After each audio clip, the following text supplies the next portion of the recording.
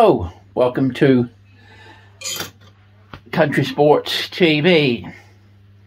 I'm in the workshop playing at the moment. We're going to make a new cock flintlock pistol. Now we've started this and we've started cutting it out. It's very rough at the moment, but the shape's coming and it is getting there. The other side, the one that I've got to make, just down the bottom half. So we've got to make a whole new cock. We tried to find a casting, but we can't find a casting that's the right size. Now what you do when you measure the throw of a percussion gun or a flintlock is you measure from the center of the hole to the tip of the bottom jaw. It's the bottom jaw, and then you have a top jaw on the top that holds the flint in place. So you measure it from there to there, and we cannot find a match. So we're going to make one, and we can't find the ones that were close. Were the wrong style. They just didn't look anything like the other one, because you'd buy a pair and fit a pair that matched, but they weren't even in the same style as this. You know, it's got to look right.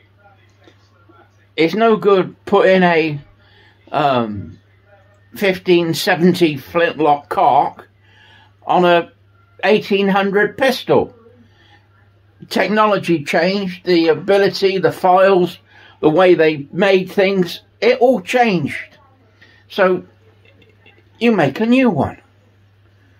Now when I first started work, years ago, no, 50 years ago I started work, 1971, 72.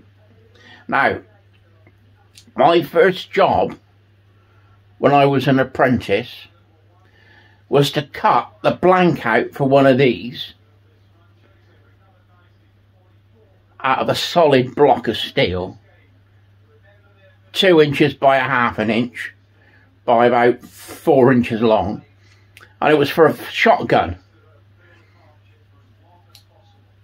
And what you do first is you drill the holes first. You've got 3 holes, you see. You have 3 holes. You've got the hole where the screw goes, what goes onto the square. You've got the hole behind there, and you've got the hole in there. So you've got 3 holes. You drill those 3 holes first in your block of steel, and that's what you work off of, because those 3 holes will be the same all the way through. They don't move. So as long as those are right, then everything else matches up to it. You've then got to get the profile right. So you file the flat on. That's the next thing you do. Then you blank out the outline. And you cut the outline out. And you do this with a hacksaw. Very, very rough. And then file it up to shape. And then what you do is you've got your piece. You match your copy up to it.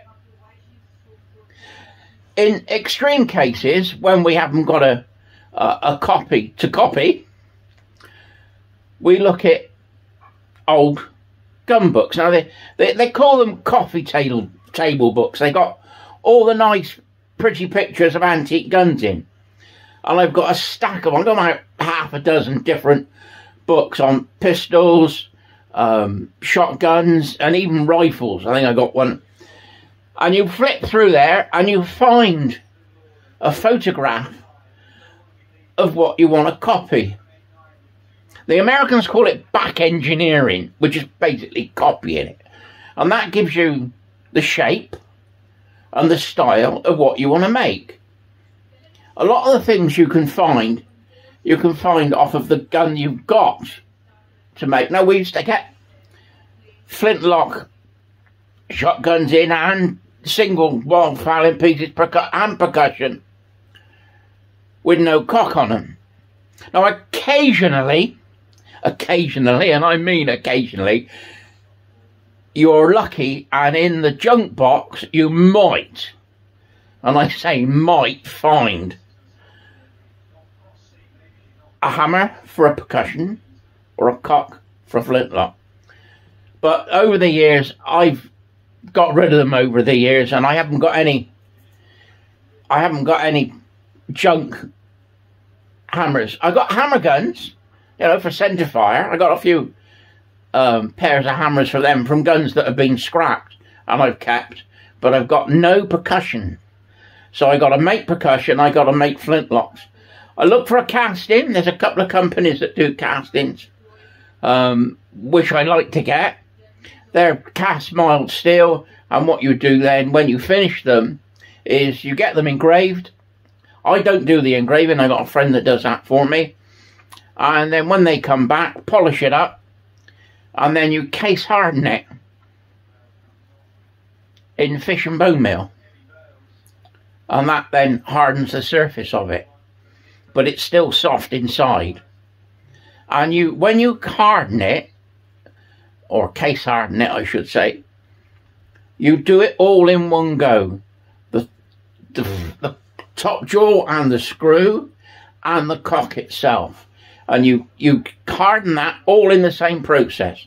So you get all the same colour all the way through.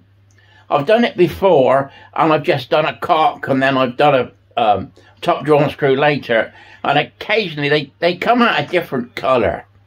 Either because you've used less caseonite or more caseonite, or you've heated it up in a different temperature. But what I like to do is I like to do them together, quench them together, and then I know that it's got the same amount of caseonite on it, the same time that it's been heated, and so you can all match the colour up. It goes like a grey colour, and you brush it with a wire, very, very fine rotary wire brush when you've finished.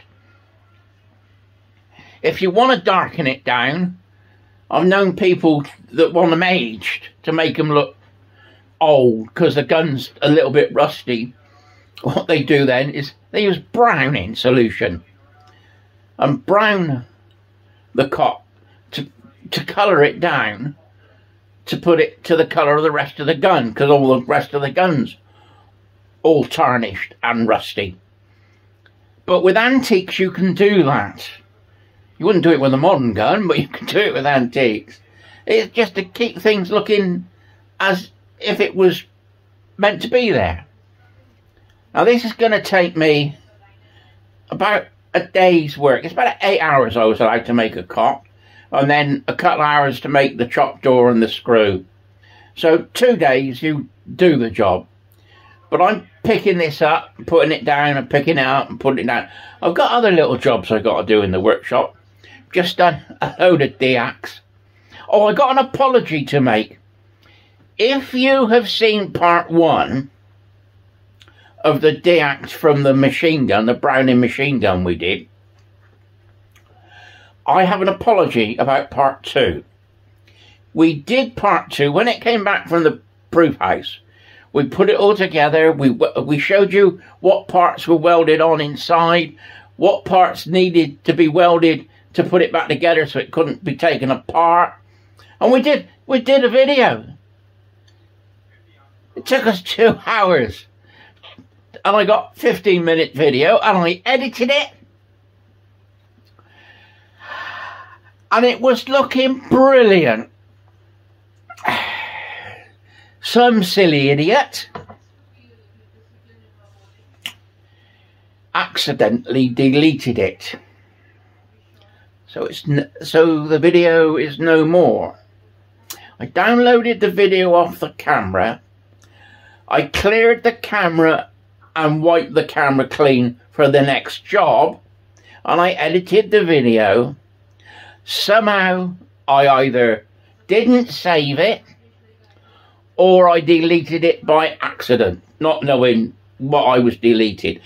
What I think I did is I was editing another video, and I think I just continued. I took the old film off, put the new clips onto it, and saved it under the old film name, because I lost that one as well.